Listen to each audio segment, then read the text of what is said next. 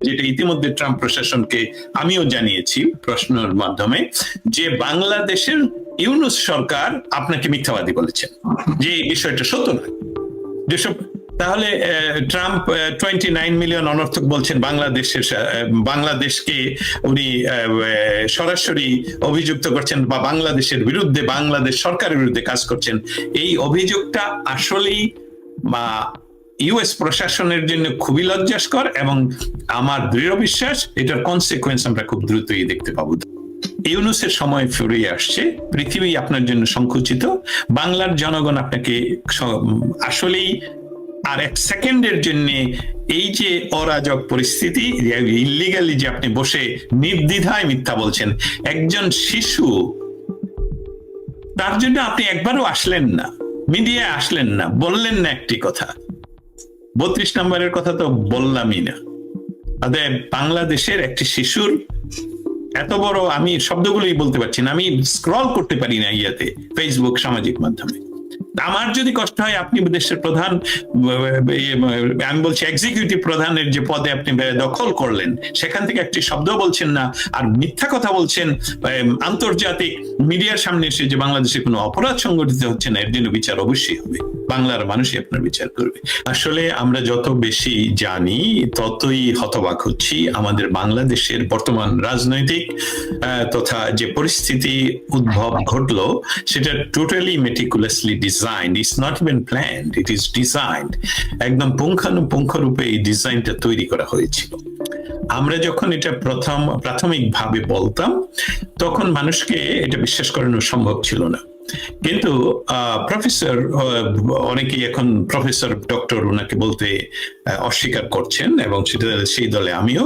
মোহাম্মদ ইউনূস যখন ইউএন মানে তাদের সাধারণ পরিষদে যোগদানের জন্য নিউ ইয়র্কে ছিলেন, উনি কিন্তু নিজেই এই ভিডিও সহ খুবই প্রচারিত, যে উনি নিজেই স্বীকার করলেন যে এটা মেটিকুলাসলি ডিজাইনড একটা ঘটনা, যেটাকে বলা যেতে পারে প্রাসাদ ষড়যন্ত্র হিসেবেই বলা যাবে। কারণ এটা যেটাকে আমরা বলি রেভলিউশন, আমরা যেটাকে বলি আন্দোলন, এই ধরনের কোনো এলিমেন্ট সেখানে ছিল না।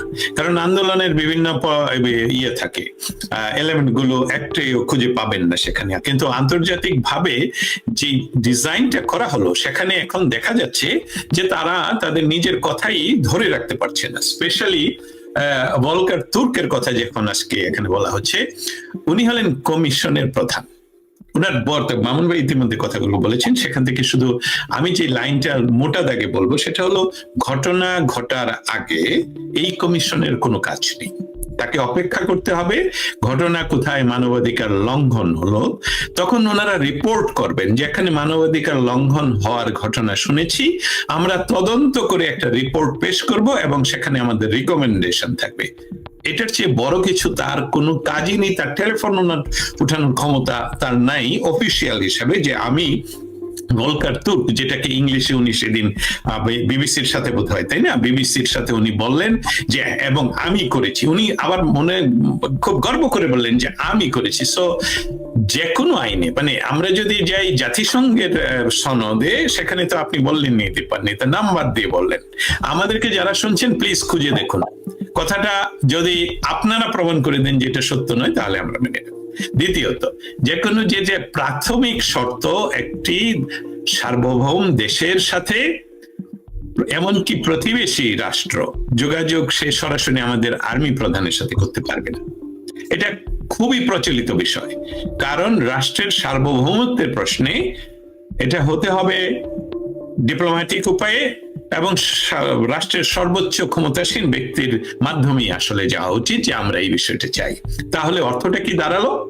বাংলাদেশের সরকারকে হটানোর জন্য, বাংলাদেশের যে স্থিতিশীল একটি পরিস্থিতি এবং যেভাবে উন্নয়ন ঘটছিল, সেই উন্নয়নকে ব্যাহত করা এবং তাকে 100 বছর পিছিয়ে দেওয়া, এবং যেখানে বাংলাদেশ আমেরিকার সহযোগিতা, আমি রিপিট করছি, যুক্তরাষ্ট্রের সমন্বিত সহযোগিতায় বাংলাদেশের তৎকালীন সরকার দীর্ঘকালীন সময় ধরে বাংলাদেশকে উগ্রবাদ, সন্ত্রাসবাদ, টেরোরিজম থেকে মুক্ত করেছিলেন। বাংলাদেশের মুক্ত করেছিলেন এই অর্থে যে পৃথিবীর কোথাও এরকম আমরা তো আর এটাকে সুইজারল্যান্ড বানিয়ে ফেলতে পারবো না, সুইজারল্যান্ডেও হচ্ছে অনেক ঘটনা ঘটে, কিন্তু বাংলাদেশে এই যে নৈরাজ্যবাদ, এই যে মব, এই যে কিলিং, এই যে জ্বালাও পোড়াও, এসবগুলোকে ফিরিয়ে এসবগুলো আনার জন্য এই আন্তর্জাতিক চক্রান্তের সাথে অবশ্যই আমরা প্রমাণিতভাবে যুক্ত। এখন দেখতে পাচ্ছি জাতিসংঘ যেটা হস্তক্ষেপ, একটি সার্বভৌম রাষ্ট্রের প্রতি এটা সরাসরি হস্তক্ষেপ, এবং আমি বিশ্বাস করি যুক্তরাষ্ট্রের আমি বলবো খুবই জনপ্রিয় প্রেসিডেন্ট ডোনাল্ড ট্রাম্প সরাসরি ওভাল অফিসে ভারতীয় প্রধানমন্ত্রী মোদীকে বলেছেন, যেটা অনেকে অনেকভাবে অন্যভাবে ট্রান্সলেট করে, কিন্তু এটার অর্থটা হলো, যেটা খুব খুব একদম সাধারণ বাংলায় অর্থ হলো যে আপনাদের সম্পর্ক হলো শত শত বৎসরের, এবং শত শত বৎসরের সম্পর্কে আপনি ওনাদের সাথে কাজ করছেন, অতএব এই বিষয়টা আপনারাই দেখবেন। বাংলাদেশ বিষয়টা ভারতের যেহেতু আমাদের সবচেয়ে বড় নেইবার, তারাই দেখবে, এবং সেখানে ডক্টর ইউনূস একটা অ্যাগ্রেশন করেছেন। এখন এটা প্রমাণিত, এর সাথে জাতিসংঘ সরাসরি ভাবে যুক্ত, অর্থনৈতিক ভাবে আমেরিকা বিভিন্ন ডিপ স্টেট যে যুক্ত, সেটা তো আবারও প্রমাণিত হলো। 29 মিলিয়নসের যে বিষয়টা, এর চেয়ে স্পষ্ট ভাবে আমার জানা মতে কোন আমেরিকান প্রেসিডেন্ট এইভাবে নাম্বার নিয়ে এবং দুইজন ব্যক্তির নামে কোন সংস্থাকে দেওয়া হয়েছে, চেক দেওয়া হয়েছে, এর চেয়ে ক্লিয়ারলি বলতে পারেন না। দুঃখজনক হলেও সত্য, যেটা ইতিমধ্যে ট্রাম্প প্রশাসনকে আমিও জানিয়েছি প্রশ্নের মাধ্যমে, যে বাংলাদেশের ইউনূস সরকার আপনাকে মিথ্যাবাদী বলেছেন, যে এই বিষয়টা সত্য নয়। যেসব তাহলে ট্রাম্প 29 মিলিয়ন অনর্থক বলছেন, বাংলাদেশকে উনি সরাসরি অভিযুক্ত করছেন, বা বাংলাদেশের বিরুদ্ধে, বাংলাদেশ সরকারের বিরুদ্ধে কাজ করছেন। এই অভিযোগটা আসলেই ইউএস প্রশাসনের জন্য খুবই লজ্জাস্কর, এবং আমার দৃঢ় বিশ্বাস এটার কনসিকুয়েন্স আমরা খুব দ্রুতই দেখতে পাবো। আরেকটি বিষয় আমার কাছে পরিহাস বলেই মনে হচ্ছে, আমি জানি না দস্তগীর ভাই বিষয়টাকে কিভাবে দেখবেন। এই যে কমিশনার প্রধান, উনি হস্তক্ষেপ করলেন, উনি আবার একটি OHCHR রিপোর্ট তৈরি করলেন, যে রিপোর্ট হচ্ছে ওনাদের একেবারে এখন খুব সুস্পষ্ট হয়ে গেল যে রিপোর্টটি কতখানি টেম্পার্ড এবং নিজেদের মন গড়া রিপোর্ট। ওনারা একটি আন্দোলনকে শান্তিপূর্ণ জায়গায় নেবার জন্য একটি সরকার বিভিন্ন পদক্ষেপ নিতেই পারে। আর মামুন ভাই যেমন সুস্পষ্টভাবে বললেন, কোটার এই বিষয়টি তো সরকার মেনেই নিয়েছিল, আর এখন আমাদের পুরো জাতির কাছে অনেক জায়গায় এটা খুব সুস্পষ্ট। মামুন ভাই যেটা বললেন, আমরা নারীরা খুবই ভয় আতঙ্কে রয়েছি, এবং এটাও সুস্পষ্ট যে 5ই অগস্টের ঘটনাটি একটি আসলে জঙ্গি হামলা ছিল। তো এই যে রিপোর্ট, আবার উনি নিজেই হস্তক্ষেপ করলেন, এই বিষয়ে যদি একটু। আমার কাছে যে জিনিসটা ভালো লাগছে যে বিষয়গুলো এরকম ভাবে সুস্পষ্ট, পরিষ্কার, যে এটা নিয়ে আর ডিপ কোনো সাইড আলোচনার প্রয়োজন হচ্ছে না। এটা হলো যে ফরমাইশি বিষয়, ফরমাইশি একটা রিপোর্ট। এর চেয়ে ভালো শব্দ, এর চেয়ে উন্নত শব্দ, এর চেয়ে খারাপ শব্দ আমি ব্যবহার করতে পারছি না। বিষয়টা যে দীপান্বিতা আপনি যেভাবে বললেন সেভাবেই বলি। ডক্টর ইউনূসকে আমরা সামনে নিয়ে আসি একটু।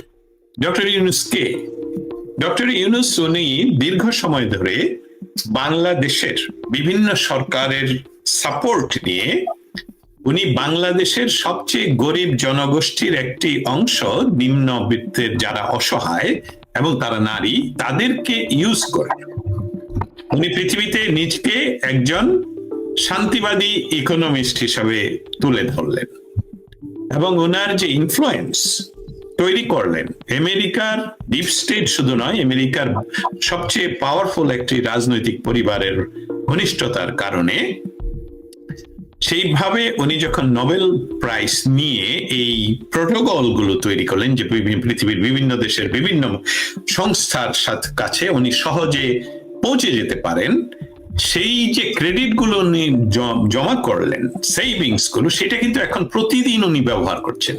এটা শুরু করলেন যখন ওনার বিরুদ্ধে মানে প্রমাণিত হলো যে বাংলাদেশে উনি আইন লঙ্ঘন করেছেন, লেবার ল লঙ্ঘন করেছেন, ট্যাক্স আইন লঙ্ঘন করেছেন, এবং অন্যান্য ব্যাংকিং আইন হয়তো বা লঙ্ঘন করেছেন, এবং সেই বিচারগুলো হচ্ছে। তখনই উনি আসলে এখন থেকে উনি কিন্তু ওনার ট্রাম্প কার্ড গুলো ব্যবহার করছেন। কিভাবে ব্যবহার করছেন? এই যে মেটিকুলাসলি ডিজাইনের অংশ। জাতিসংঘের তুর্ককে কেন সে ফোন করবে বাংলাদেশে?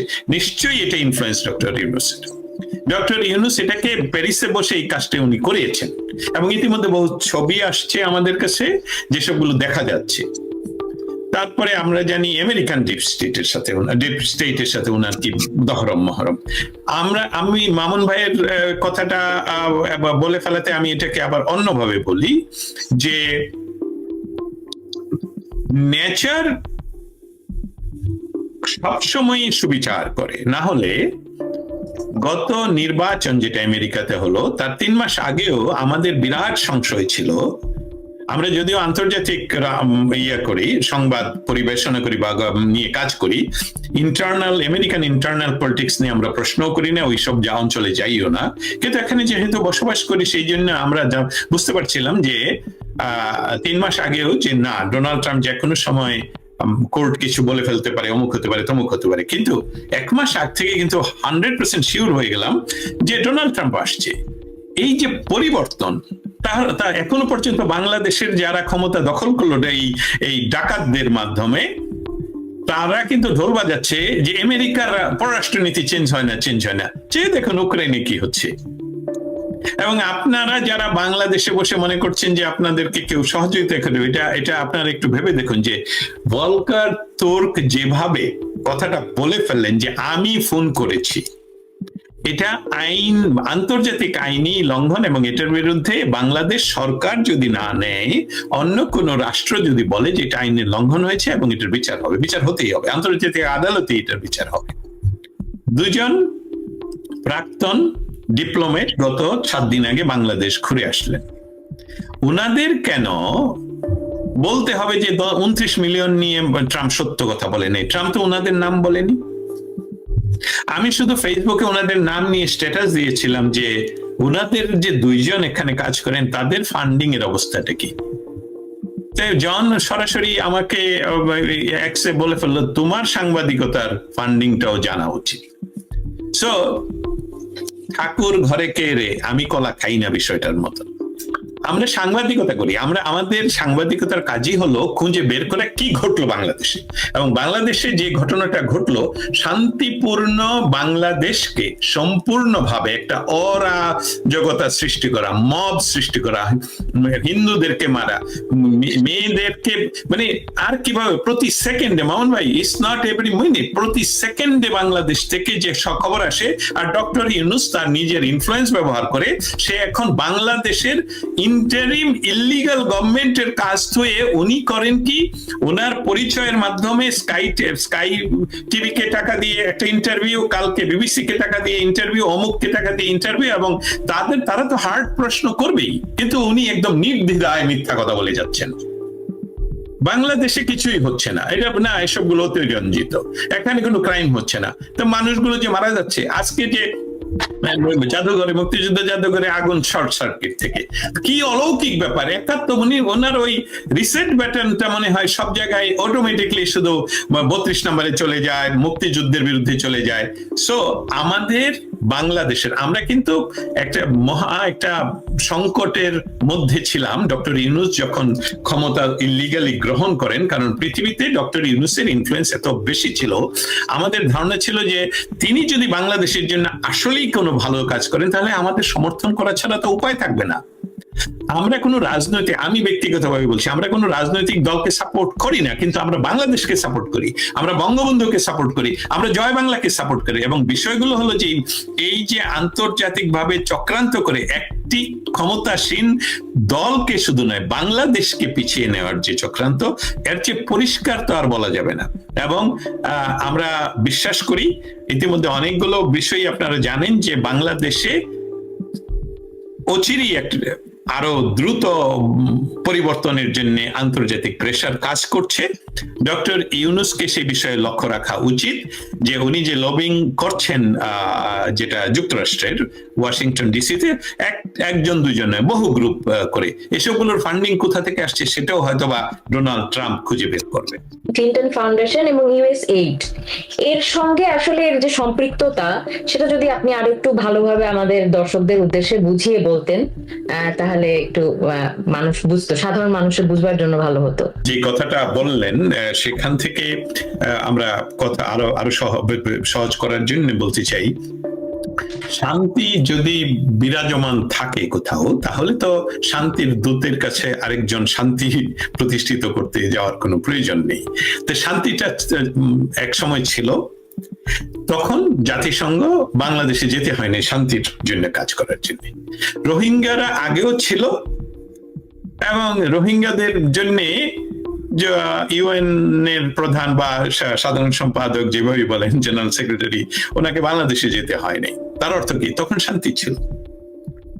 আমাদের এই কথাগুলো, স্পেশালি আমি আমার কথাটা বলবো, আমার এই কথাগুলো যখন বাংলাদেশের পক্ষে যায়, তখন অনেকেরই ধারণা যে কোন সুনির্দিষ্ট পার্টির পক্ষে আমরা কথা বলছি। আপনাদেরকে ধন্যবাদ, কারণ আমার কথা বাংলাদেশের পক্ষে গেলে যদি কোনো সুনির্দিষ্ট পার্টির জন্য যায়, সেটা আপনি না কেন, সেটা ইউনূস সাহেব আপনি না কেন, অতএব আপনার ওই স্থান থেকে আপনাকে সরে যেতে হবে। একজন আপনার ঘোরতর সাপোর্টার এই কথা বলার ফাঁকেই তার ফেসবুকে স্ট্যাটাস দিয়েছেন আপনাকে, ডক্টর ইউনূসকে বলছি, আমি ওই কথায় ফিরে আসবো। আপনার এই লাল ঝান্ডাওয়ালা একজন এখনই লিখলেন 2 মিনিট আগে, লেকচার বাদ দিয়ে জনগণের নিরাপত্তা দে হারামজাদা, নইলে সংস্কার গিলে খাবো। আপনাদের লোকেরাই আপনাদেরকে বলছে যে আমাদের দেশে অশান্তি সৃষ্টি করার পেছনে ভলকার তুর্ক দায়ী, এবং তার গুরু, তার চাকরিদাতা, একটা ক্লাবের সেক্রেটারি। জাতিসংঘকে আমি বহু বছর ধরে, আমি যখন আইনশাস্ত্র নিয়ে মাস্টার্স করছিলাম চার্লস ইউনিভার্সিটি ইন প্রাগ, তখনই আমি তর্কে সবসময় বলে আসতাম, জাতিসংঘ একটি ক্লাব, সেই ক্লাবে তারা বাৎসরিক একটা পিকনিকের আয়োজন করেন। সেই ক্লাবকে ব্যবহার করে পশ্চিমা গোষ্ঠীগুলো পৃথিবীর বিভিন্ন জায়গায় বিভিন্ন অনাথ সৃষ্টি তৈরি করে ব্যবসার জন্য। মানুষ কোন সম্পদ নয়, মানুষ হলো ব্যবসার এক একটা গুটি। মানুষকে যদি মানবাধিকারের কোনো বিষয় থাকতো, তাহলে ভলকার তুর্ক এখন বাংলাদেশে গিয়ে কান্নাকাটি করতেন যে ভাই থামা, আমি যে তোমাকে সাপোর্ট করলাম, সৈন্যবাহিনীরা প্লিজ তোমরা ফিরে আসো, ওদেরকে প্রতিহত করো, যারা এখন রেপ করছে, যারা মসজিদ মন্দির সব জায়গায়, মসজিদে কালকে 3 জনকে গলা কাটা হলো। তাহলে ভলকার তুর্ক এখন ফোন করে না কেন, এখন বিবিসিতে আসেন না কেন? কারণ এটা ওনার সৃষ্টি, ওনাদের সৃষ্টি, এবং এই সৃষ্টি থেকে এই যে ফান্ডিং এর বিষয়টা মামুন ভাই এর চেয়ে সহজভাবে তো আর বলা যায় না, যে আমেরিকা ইতিমধ্যে ভলকার তুর্কের যে কমিশন, সেখানে কিন্তু টাকা দেওয়া বন্ধ করে দিচ্ছেন, যেটা লাগবে না, এটা আমাদের প্রয়োজন নেই। নেটোকে বলছেন যে তোমাদের আরো বেশি, কারণ যুদ্ধ তো আমরা, তোমার আর আমার, রাশিয়া এবং আমার মধ্যে একটি বিরাট মহাসাগর, তোমার পাশের দেশ, তো যুদ্ধ তো তোমরা করবে, অর্থ তো তোমরা দিবে, আমাদের কাছে তো সে আসতে অনেক দূর, একটা মহাসমুদ্র পাড়ি দিতে হবে। Why we will fund so much? এই সমস্ত বিষয়গুলোকে রক্ষা করার জন্য কৃত্রিম ভাবে যে পরিস্থিতি তৈরি করা হয় পৃথিবীর বিভিন্ন জায়গায়, সোমালিয়ার কথা জানেন আপনারা, সমস্ত ভাবেই বাংলাদেশের মানুষের যে সামাজিক ফ্যাব্রিক, সেখানেই একটা বিরাট শক্তিশালী অস্তিত্ব আমাদের থেকে যায়, যেখানে এটা আফগানিস্তান না, এটা ইরান নয়, এটা এরকম আবহাওয়া রুক্ষ নয়। অতএব আমরা আমাদের যে চর্চা, আমাদের যে কৃষ্টি, সেসবগুলি আমাদেরকে আসলে রক্ষা করে চলে।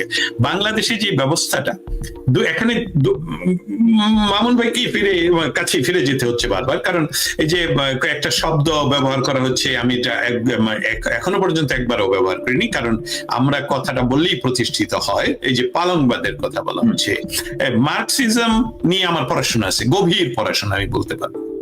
মার্কসিজমের সাথে এই পুরা উল্টা জায়গায়, আমি যদি দক্ষিণে থাকে তাহলে সে হলো উত্তরে, তাকে এটা মিলানোর এই যে চেষ্টা কোনো এক সময় হয়তোবা আমাদের মাওলানা সাহেব করেছিলেন, সেসবগুলো ফেইলবাদ। একদম ফেলবাদ। দেখুন ফেলবাদকে আজকে 75 ইয়ার্স পরে, আমি মোহন ভাইয়ের কাছ থেকে বলছি আর কি, 75 ইয়ার্স পরে তোমরা চেষ্টা করি, সবগুলো পাগলামি। কারণ you do not have any roots, তোমাদের নাই পড়াশোনা, তোমাদের নাই গবেষণা, তোমাদের নাই রুট টু দ্য পাবলিক, তোমাদের কোনো ধরনের কোনো রাজনৈতিক শক্তি তোমরা না। এখন পালনবাদ একজন পালনকারীকে, মানে আমি করছি, আইরনি করছি, যে এই যে নতুন একটা পার্টি তৈরি করে বাংলাদেশে তোমরা ক্ষমতা দখল করবে, সেটা ডক্টর ইউনূস আগেও করেছেন 2011 সনে, এবং এখন তোমাদের সামনে দিয়ে করছেন। সেগুলো টিকবে না, ইতিমধ্যে টিকছ না। অতএব সময় হয়ে গেছে যে সমস্ত কিছু ছেড়ে দিয়ে, তারপরেও যেটা মামুন ভাই কালকেই বলেছেন যে বিচার তোমাদের হবেই, বাংলার মানুষ তোমাদের বিচার করবে, এবং সেই বিচার, এটা জাস্টিস তোমাদেরকে নিতেই হবে, এটাই হবে স্বাভাবিক। কিন্তু আন্তর্জাতিক পরিস্থিতিতে উনি কেন যাচ্ছেন? অ্যান্টোনিও গুটেরেস যাচ্ছেন নিজেকে রক্ষা করার জন্য, এবং ডক্টর ইউনূসের সাথে যেহেতু ওনার ব্যক্তিগত সম্পর্ক রয়ে গেছে, আমি আগেই বুঝেছি, বললাম এটা, সেটার একটা ডক্টর ইউনূস এখন যে কাজটি করেন, উনি ফেক হাসি দিয়ে পারছেন না ডোনাল্ড ট্রাম্পের সাথে আসতে, কিন্তু পৃথিবীর অন্যান্য জায়গায় উনি নিজে আমাদের বাংলাদেশের মানুষের টাকা খরচ করে উনি বিভিন্ন দেশ ভ্রমণ করছেন এবং ফেক হাসি দিয়ে হ্যান্ডশেক করছেন। যারা করতে চাচ্ছেন, এরকম বহু ছবি আসে, জোরাজোরি করে হ্যান্ডশেক করে উনি ছবি পাঠাচ্ছেন জনগণকে ধোঁকা দেওয়ার জন্য, যে আমার কাছে সবই কন্ট্রোল আছে। অতএব এই যে উনি বাংলাদেশে যাচ্ছেন, এটা শুধুই দুই পক্ষের জন্য, তারা যে দুই পক্ষ যারা মেটিকুলাসলি ডিজাইন করে বাংলাদেশকে অশান্তিতে ভরে দিলেন, তাদের জন্য। আর জাতিসংঘকেও দেখাতে হবে যে ইউরোপ থেকে ফান্ডিং পাওয়ার জন্য, বিভিন্ন জায়গা থেকে ফান্ডিং পাওয়ার জন্য, এই বিষয়টা ধরে রাখার জন্য। আমি শেষ করবো, আরেকটা লাইন লম্বা বলে ফেলছি, আরেকটা লাইন বলে, আমাদের কিন্তু মনে রাখতে হবে একটা বাস্তব ইনফরমেশন, এটা জানি সবাই আমরা জানি, ইউরোপ ইতিমধ্যে বহু বছর, আমি ইউরোপে 18 বছর বসবাস করি ফিজিক্যালি, দীর্ঘ 18 বছর। অতএব ইউরোপের অবস্থানটা আমি মানে যেটা সবাই জানেন, যারা গবেষণা করেন, যারা পড়াশোনা করেন, তারা জানেন ইউরোপে কোনো রিসোর্স নেই। ইউরোপ যেহেতু সভ্য এবং একটা সিস্টেম কাজ করে গণতান্ত্রিক, সেই জন্য ইউরোপ পৃথিবীর সমস্ত জায়গা থেকে রিসোর্স হয় জোরে, না হয় ডিপ্লোমেসি করে, না হয় দখল করে তারা রিসোর্স, এবং আমেরিকার রিসোর্স যদি বন্ধ করে দেয়, রাশিয়ার রিসোর্স বন্ধ করে দেয়, ইউরোপ বন্ধ করে ডুবে যাবে আগামীকাল সকালবেলায়। এই কথা আমি যে সত্য বলছি না, এটা চ্যালেঞ্জ করে বললাম যে আপনারা মিথ্যা প্রমাণ করেন। ইউরোপ সম্পূর্ণ রিসোর্সহীন।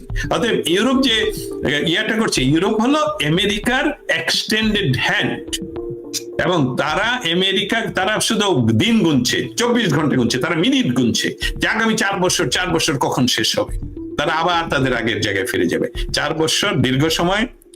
আমি কথার শেষে সবসময় বলি, যখনই এখন কথা বলছি সবসময় বলি যে ইউনূসের সময় ফুরিয়ে আসছে, পৃথিবী আপনার জন্য সংকুচিত, বাংলার জনগণ আপনাকে আসলেই আর 1 সেকেন্ডের জন্য এই যে অরাজক পরিস্থিতি, ইল্লিগালি যে আপনি বসে নির্দ্বিধায় মিথ্যা বলছেন, একজন শিশু, তার জন্য আপনি একবারও আসলেন না, মিডিয়ায় আসলেন না, বললেন না একটি কথা।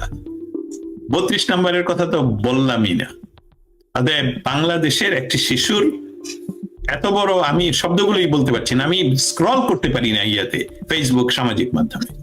আমার যদি কষ্ট হয়, আপনি দেশের প্রধান, আমি বলছি এক্সিকিউটিভ প্রধানের যে পদে আপনি দখল করলেন, সেখান থেকে একটি শব্দ বলছেন না, আর মিথ্যা কথা বলছেন আন্তর্জাতিক মিডিয়ার সামনে এসে যে বাংলাদেশে কোনো অপরাধ সংগঠিত হচ্ছে না, এর জন্য বিচার অবশ্যই হবে, বাংলার মানুষই আপনার বিচার করবে, এবং আন্তর্জাতিক পরিস্থিতি আপনার সম্পূর্ণ ভাবেই বিপরীত এই মুহূর্তে। অতএব আপনার বন্ধু অ্যান্টোনিও গুটেরেস সহ যাদেরকে দেশে নিয়ে আসছেন, বা গত 1 সপ্তাহে যাদেরকে নিয়ে আসছেন, তাদের কোনো বিষয়ই আপনাকে ক্ষমতায় ধরে রাখতে পারবে না। এই যে রিপোর্টটি আমরা দেখলাম ভলকার তুর্কের করা OHCHR, সেখানে পুলিশের ব্যাপারে তেমন কিছু বলা নেই, অথচ জেনোসাইডের যে সংজ্ঞা, যে একটি পার্টিকুলার এথনিসিটি, ন্যাশনালিটি কিংবা রেস যদি তাদেরকে টার্গেট করে নিঃশেষ করে দেওয়ার জন্য কোনো হত্যা হয়, সেটা গণহত্যা। যদি আমরা গণহত্যার অনেক অপপ্রচার শুনেছি, কিন্তু মূলত আসলে গণহত্যা যদি আমাদেরকে বলতে হয়, পুলিশদেরকে যে হত্যাটা করা হয়েছে সেটাই আসলে রিয়েল গণহত্যা। সেই বিষয়ে আসলে এই রিপোর্টে আমরা তেমন কিছু পাইনি, এবং খুব অল্প সংখ্যক সংখ্যা, যেটা কিন্তু আমাদের কাছে যে তথ্য আছে প্রায় 3,500-এর উপরেই আসলে পুলিশ হত্যা হয়েছে। আপনি বলায় আমার এই জিনিসটি এক্ষুনি মনে পড়লো আর কি। দস্তগীর ভাই, আপনার কাছে জানতে চাইবো, মামুন ভাই যে শঙ্কার কথা বললেন, যেই দিকের একটি সম্ভাবনার, আমি বলবো সম্ভাবনা নয়, এটা আতঙ্কের একটি বিষয়, এবং একটি সুন্দর কথা বললেন, বিকজ আমাদের রয়েছেন, আমাদের জন্য ছিলেন বঙ্গবন্ধু শেখ মুজিবুর রহমান। আমরা তার থেকে পাওয়া একটি আসলে সার্বভৌম দেশে বসবাস করছি, তো আমাদের সেই ইতিহাস রয়েছে। ইতিহাস রিপিটেড হয়, কখনো নিঃশেষ করা যায় না, যদিও সেরকম অনেক ষড়যন্ত্র আমরা দেখতে পাচ্ছি, কিন্তু এটা আমারও বিশ্বাস, আমাদের বিশ্বাস, বাংলাদেশের মানুষ ঘুরে দাঁড়াবে এবং কথা বলবে। তারপরও আমি আপনার কাছে আসলে জানতে চাই যে এর থেকে উত্তরণের কি কোনো আশার বাণী আপনি আমাদের শোনাতে পারেন? অসংখ্য ধন্যবাদ দীপান্বিতা। রাত্রি যত গভীর হয়, ভোর তত কাছে। বাংলাদেশ আর্মির সম্বন্ধে যে আলোচনাগুলো আমরা করছি, বাংলাদেশ আর্মিকে একটা বিষয় তাদের কি দ্রুততম সময়ের মাঝে বের হয়ে আসতে হবে এবং করতে হবে। সেটা কি? ভলকার তুর্ক অনধিকার বা আইন লঙ্ঘন করে যে কাজটি করেছেন, বাংলাদেশ আর্মিকে ফোন করে বলেছেন যে আপনারা বাংলাদেশের মানুষের শান্তি রক্ষার কাজে যদি ব্যবহৃত হন, তাহলে আন্তর্জাতিক শান্তি রক্ষায় আপনারা যেতে পারবেন। এটা ওনার ক্ষমতাই নেই, যেটা মামুন ভাই প্রথমেই বললেন। আমরা জানি যে ইউনাইটেড নেশনস এর যে হিউম্যান রাইটস কমিশন, তাদের এই ধরনের কোনো অধিকার নেই যে কে যাবে কি যাবে না। এটা আমরা প্রথমে বললাম, আমি রিপিট করলাম। কিন্তু যেহেতু বাংলাদেশ আর্মির প্রধানকে 3রা অগস্ট বলতে শোনা যায় যে আমি তো প্রেমে পড়িনি, প্রেম আমার উপর পড়েছে, এটা থেকে আমরা ট্রান্সলেশনে যেতে পারি বা অ্যানালাইসিসে যেতে পারি যে এটার কথাই উনি হয়তো মেনশন করেছেন। অতএব এটা ওনাকে কিন্তু বুঝতে হবে, বাংলাদেশ আর্মিকে কিন্তু বুঝতে হবে। যারা আমাদেরকে শুনছেন, অনেক মানুষ শুনছেন, আমি দেখলাম, ভবিষ্যতে যারা শুনবেন, আপনাদের বাড়িতে আপনাদের আত্মীয় স্বজন যারা রয়েছেন আর্মিতে, তাদের মাধ্যমে সংবাদটুকু প্রত্যেক আর্মির কাছে যেতে হবে যে আপনারা কিন্তু ইতিমধ্যে মেটিকুলাসলি ডিজাইন করে ব্ল্যাকমেইলড হলেন, এবং একবার যে ব্ল্যাকমেইল হলো আপনাদেরকে কিন্তু বারবার ব্ল্যাকমেইল করবে, কারণ আপনারা ভয় পেয়ে গেলেন। 18 কোটি মানুষকে বহিঃশত্রুর আক্রমণ থেকে দেশকে রক্ষা করবেন বলে শপথ করে আমাদের বাংলাদেশের জনগণের টাকায় আপনারা প্রশিক্ষণ নিচ্ছেন, এবং সেই টাকার উপরি হিসাবে আপনারা যাচ্ছেন বাইরের পৃথিবীতে শান্তি রক্ষা, এবং আমাদের বাংলাদেশের আর্মিদের প্রশংসা আছে সেখানে। কিন্তু আপনাদেরকে কিন্তু এখন ব্ল্যাকমেইল করা হলো ইল্লিগালি। অতএব আপনাদের শিরোধারা আপনাদের দাঁড়াতে হবে। আমি এটা অন্যভাবে বলতে চাই, বাংলাদেশ আর্মিকে যদি আপনারা রক্ষা করতে চান, আর্মিদেরকে বলছি, তাহলে আপনাদেরকে এটা বের হয়ে আসতে হবে, এবং বাংলাদেশের জনগণের শান্তিতে আপনারা প্রথম দেখাতে হবে যে আমরা এটা পারি, এবং আমরা ভবিষ্যতে যাতে বাইরে যেতে পারি। ওইটা আপনাদের প্রধান কাজ নয়। শান্তি রক্ষাটা আপনাদের, বাইরের পৃথিবীর শান্তি রক্ষাটা আপনাদের প্রধান কাজ নয়। আপনাদের প্রধান কাজ হলো বাংলাদেশে শান্তি রক্ষা করা। আপনাদের প্রধান কাজ হলো যেই বাংলাদেশের জন্য আপনি শপথ করেছেন, সেই বাংলাদেশের যে স্থপতির বাসভবন, যেটাকে 32 নম্বর কেমন, অনেকেই বলে যে 10 নম্বর ইয়াতে ডাউনিং স্ট্রিটের মতন বলা হয়। নো, 32 নম্বর ইজ 32 নম্বর। এটার পৃথিবীতে 32 নম্বর আমরা সবাই জানি 32 মানে কি। সেই 32 নম্বরকে যখন আক্রমণ করা হয়, বুলডোজার আনা হয়, তখন আপনারা সেইটাকে শান্তি রক্ষা করতে পারেন না। আপনারা আছেন বাইরে যাওয়ার জন্য, এটা থেকে আপনাদেরকে বের হয়ে আসতে হবে। আমি আহ্বান করছি, যেহেতু ইতিমধ্যে আমেরিকান প্রশাসন সহ অনেক ইনফ্লুয়েন্সিয়াল গ্রুপগুলো জাতিসংঘকে বলছে যে আপনারা তো আইন লঙ্ঘন করেছেন সেখানে, অতএব সেটা বাংলাদেশের আর্মিকে এখনই বলতে হবে যে আমরা কারো দ্বারা ইনফ্লুয়েন্স নই, এবং আমরা বাংলাদেশের মানুষের শান্তির জন্য কাজ করব, বাংলাদেশের মানুষকে বহিঃশত্রুর আক্রমণ থেকে রক্ষা করব, এবং সেই জন্য আপনাদেরকে এটা প্রমাণ করতে হবে। প্রমাণ করতে হবে যে আপনাদের এই ম্যাজিস্ট্রেসি পাওয়ার কিন্তু অন্য কেউ আপনাদেরকে দেয়নি। শেখ হাসিনার সরকারের সময় কিন্তু আসলে ম্যাজিস্ট্রেসি পাওয়ার দিয়ে আপনাদেরকে নামানো হয়নি। আপনাদেরকে বলা হয়েছিল শান্তি রক্ষা করো, আপনাদেরকে বলা হয়নি গুলি করো। আপনাদেরকে বলা হয়েছিল যারা আসবে আর আমরা সরকার তাদের মাঝে যাতে শান্তি থাকে, এই শান্তি বজায় আপনারা রাখেননি। আপনারা ইনফ্লুয়েন্স হয়েছেন ভলকার তুর্কের মাধ্যমে। বাই দ্য ওয়ে, ভলকার হলো জার্মান শব্দ, ওয়াকার হলো ইংলিশ শব্দ। আপনি কিন্তু ওয়াকার, অতএব দুইজনের সাথে কথা বলছেন।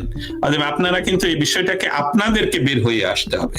এখন দীপান্বিতা, ভবিষ্যতের বাংলাদেশ, আমরা ভবিষ্যতের বাংলাদেশ সোনার বাংলা সবসময় এটা বিশ্বাস করি এবং সেখানেই যাবে। কিন্তু গত দীর্ঘ সময় ধরে বাংলাদেশের গত যে সরকারকে হটিয়ে দেওয়া হলো, বলবো মানে হটিয়ে দেওয়া, জোর করে ক্ষমতাটা দখল করা হলো, সেই সরকারের হস্তক্ষেপে বা তাদের কাজে বাংলাদেশের প্রায় সকল সন্ত্রাসীরা, উগ্রবাদীরা জেলে ছিলেন। আপনারা জানেন জুলাই মাসে নরসিংদীর জেল ভেঙে সবাইকে বের করে নিয়ে যাওয়া। ডক্টর ইউনূস এসে তো একদম দরজা খুলে দিলেন সবাই। এর জন্য যারা রেপিস্ট তারা এখন রেপ করছে, যারা খুনি তারা খুন করছে, যারা ডাকাত তারা ডাকাতি করছে, যারা অন্য মানুষের প্রতিহিংসা জমি দখল করবে তারা জমি দখল করে ওখানে মানসিক হাসপাতাল বানাচ্ছে। কিন্তু এই বিষয়গুলোকে আমরা বাঙালিরাই প্রতিহত করবো। আপনারা জানেন 1971 সনে এই বাংলাদেশে কত হাজার বিদেশি সৈন্য আত্মসমর্পণ করতে বাধ্য হয় এবং তারা অস্ত্র সহ। আমরা তো সিভিল ওয়ার চাচ্ছি না, কিন্তু একটা কথা মনে রাখতে হবে, আমি একদম ব্যক্তিগত পর্যায়ে কথাগুলো বলি। আন্তর্জাতিক পরিমণ্ডলে ইতিমধ্যে এটা প্রস্তুত যে বাংলাদেশের জাতিসংঘের হস্তক্ষেপে একটি অশান্তি পরিবেশ তৈরি হয়েছে, যে এক ভাই আরেক ভাইকে হত্যা করছে এবং অল্প সংখ্যক মানুষ বেশি সংখ্যক মানুষকে হত্যা করছে। অল্প সংখ্যক উগ্রবাদীরা বেশি সংখ্যক মানুষের, যারা বাংলাদেশকে ভালোবাসে, তাদের উপর আক্রমণ চালাচ্ছে। অতএব সেখানে সিভিল ওয়ারের খুব সম্ভাবনা, যেটা হয়তোবা এই যে ইউএন চিফ উনি যে যাচ্ছেন, উনি কি সেটাকে আরো উৎসাহিত করার জন্য যাচ্ছেন কিনা এটা ব্যক্তিগত পর্যায়ে জেনে, কিন্তু আন্তর্জাতিক ভাবে বলতে পারি যে উনি যদি এই স্টেপে যান, তাহলে বাংলাদেশের সিভিল ওয়ারটাই যদি ঘটে, তাহলে ওনাদের সকলকেই বাংলাদেশকে সমূলে উৎপাদনের একটা সুযোগ তৈরি হবে, যাতে করে, যেটা 71-এ সম্ভব হয়নি। কারণ 71-এর দেখুন 9 মাসের যুদ্ধে আমরা দেশকে স্বাধীন করি। 9 মাসের যুদ্ধের এই স্বাধীনতার ফসল হিসাবে আমরা পারস্পরিক সৌহার্দ্যপূর্ণ সম্পর্ক বজায় রাখার জন্য আমাদের সকলকেই প্রায় ক্ষমা ঘোষণা করা হয়েছিল। কিন্তু একটা বিদ্রোহ, সেটা ছিল আমাদের, সেটা হলো বিদ্রোহ, সেটা ছিল আন্দোলন, সেটা ছিল আমাদের স্বাধীনতা সংগ্রাম, এবং সেটা ছিল ডিক্লেয়ার্ড স্বাধীনতা সংগ্রাম। সেটা ছিল দীর্ঘকালীন ডিক্লারেশনের পরে যে আমরা স্বাধিকার চাই, আমরা বাংলাদেশের স্বাধিকার চাই, বাংলাদেশ নাম। অতএব সেখানে একদম ক্লিয়ার ছিল আমাদের ভবিষ্যৎ কি, এবং সেটাকে এখন আপনারা পিছনে ফিরিয়ে নেওয়ার যদি পরিকল্পনায় ব্যস্ত থাকেন, এই বাংলাদেশের মানুষ এটাকে দিবে না। আন্তর্জাতিকভাবে আমেরিকান প্রশাসন বাংলাদেশে ধর্মীয় উগ্রবাদ যাতে কোনো ক্রমে সৃষ্টি না হয়, সেটার জন্য পিএম মোদির সামনে বা ডোনাল্ড ট্রাম্প উনি নিজে আমাদের সামনে বলেছেন, যেটা ভিডিও রেকর্ড আপনারা পেতে পারেন। ইতিমধ্যে আমেরিকান প্রশাসন, যারা আমি বলবো তুলসী গাবার্ড সহ বাংলাদেশে যে উগ্রবাদের সৃষ্টি হলো, ক্রস বর্ডার সন্ত্রাসবাদের সৃষ্টি হলো, ডক্টর ইউনূস যে কথাটা বললেন যে ভারতের 7 সিস্টারে অসুবিধা হবে, ওয়েস্ট বেঙ্গলে হবে, এমনকি বার্মাতে হবে, এই কথাগুলো যা আমাদের ওয়াশিংটন ডিসিতে ডিপ্লোম্যাটদের মাঝে এবং স্পেশালি বলবো যা ন্যাশনাল সিকিউরিটি যে অর্গানাইজেশন রয়েছে ইউনাইটেড স্টেটস, তারা গভীরভাবে অ্যানালাইসিস করছেন যে হোয়াটস রিয়েলি হ্যাপেনিং ইন বাংলাদেশ। কেন ডক্টর ইউনূস এদের উপর ভরসা করছেন? কেন আপনারা পৃথিবীর কোথাও, এই মুহূর্তের পৃথিবীর কোথাও নিষিদ্ধ হিজবুত তাহরির কোনো মিছিল বা কোনো আয়োজন কেউ বরদাস্ত করে না, আর বাংলাদেশে তারা আগে ঘোষণা করে, তারপরে তারা মিছিল করে 1.5 ঘন্টা, তারপরে আপনারা এটা দেখানোর জন্য আন্তর্জাতিক ভাবে যে এটা আওয়ামী লীগের। আমি খুব অস্থির, মানে কি বলবো, কি একটা বিশ্রী বিষয়, হিজবুত তাহরির আয়োজন নাকি আওয়ামী লীগ করেছে। তা সমস্ত খারাপ কাজগুলো যখন আয়োজন করেন, আপনারা তো ডেভিল হান্ট করলেন কোথায়? অতএব হিজবুত তাহরীর বাংলাদেশে তারা 2-3 ঘন্টা ব্যাপী সন্ত্রাস চালালো, মিছিল করলো এবং বাংলাদেশকে একটা ইসলামী আন্দোলন, ইসলামী খেলাফত হিসাবে নিয়ে যাওয়ার যে পরিকল্পনা, এটি কিন্তু মার্কিন প্রশাসন গভীরভাবে দেখছে। কারণ পৃথিবীর কোন স্থানে যখনই উগ্রবাদের সৃষ্টি হয়, তাদের প্রথম ইয়েই হয় যে মার্কিন ধ্বংস করো, সামথিং লাইক দ্যাট, যেটা একসময় বামপন্থীরা আগে বলতো মার্কিন সাম্রাজ্যবাদ ধ্বংস হোক, নিপাত যাক। আমরাও ছাত্র আন্দোলনের সময় এইসবগুলো বলেছি। কিন্তু মার্কিনীরা পৃথিবীর সমস্ত জায়গায় খবর রাখে। ডক্টর ইউনূসের যে রাজনৈতিক বন্ধুত্ব এখানে, তারা এই মুহূর্তে যেহেতু ক্ষমতাসীন নন, অতএব ডক্টর ইউনূসের জন্য সবচেয়ে মানে এক্সিট ওনার নেই, আসলে নেই। কারণ কি, যে ঘটনাগুলো ঘটলো, 32 নম্বর ভাঙা হলো, হাজার হাজার মানুষকে হত্যা করা হলো। দীপান্বিতা, এই কথাটা আমি আবার ফিরিয়ে আনি। আমি যখন স্টেট ডিপার্টমেন্টে, আমি প্রায় 10